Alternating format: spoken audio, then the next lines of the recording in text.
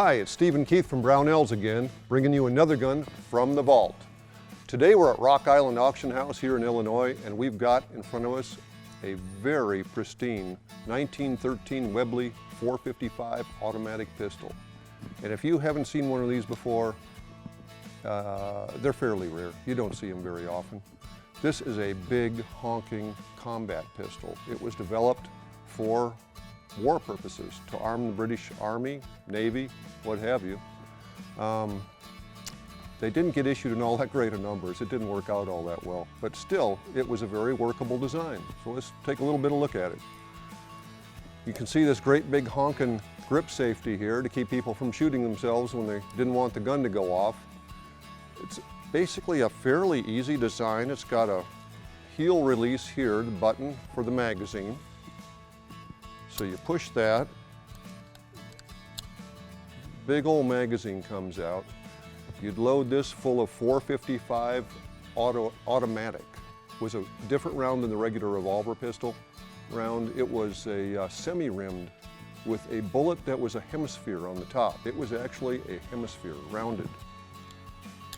Unlike the American 45 round. So when you shoot one of these and it locks back, you've got this huge honking ejection port here. They come right out the top.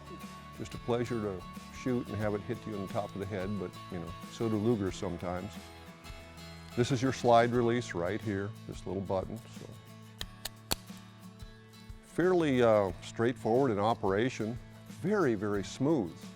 I was surprised at how smooth this gun was. I thought these were kind of a, you know, an also-ran design, but it's really very nicely made. The machining is good on it. The fitting is excellent. I mean, there's some seams on here that you can barely make out. Very robust extractor, as you can see. That is a thick extractor. It's going to pull anything out of there, no problem. Trigger pull, typical military, of course. Nice big sights that an old guy like me can see. Really, I like this a lot better than I thought I would. Yeah, these look like almost like a cheese box with a barrel sticking out of it. After seeing Lugers and Bergmans and all different kinds of guns, this right here just, to me, just looks so gangly and awkward, but it's very well, nice made. I read a comment by somebody that said, it's a great gun to have out at the range. It feels good in your hand, but handling it, trying to holster it, pocket it, all the other stuff, you know, that big old block on the front here, it's just no fun. Yeah. But it weighs enough to be a 45, you know, a really workable 45. And they shot well. But once the 1911 Colt came out, this really never had a chance of getting successful. No. Now you may have seen its little brother, the H&R 32s that came into this country and were built by H&R. They started out as, Webley would make a commercial model of them, but H&R also made them. And they were designed for the civilian market, for a self-protection gun. But they were competing against Colt pocket automatics and Brownings, so they didn't go very far either. I mean, they sold a good number of them, but never in the numbers that the big boys did. Yeah, the Savage 1907s. Right, that would have been a better refined seller gun, too. Yeah. So, and you got your lanyard loop here. I've seen pictures of aviators in World War I with these, with brass catchers on them. They saw some service here and there, sometimes as privately owned guns.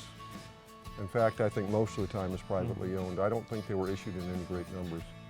But it is a neat design. If you ever get a chance to get one at a good price, I wouldn't pass it up, because any military collector should really have one of these in his collection, especially if you're into World War I stuff.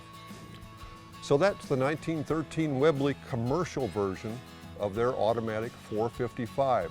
A really neat design, a great gun, and we thank Rock Island Auction House for letting us take a look at it and show it to you. So thanks for watching, and we'll see you next time when we bring you another gun from the vault.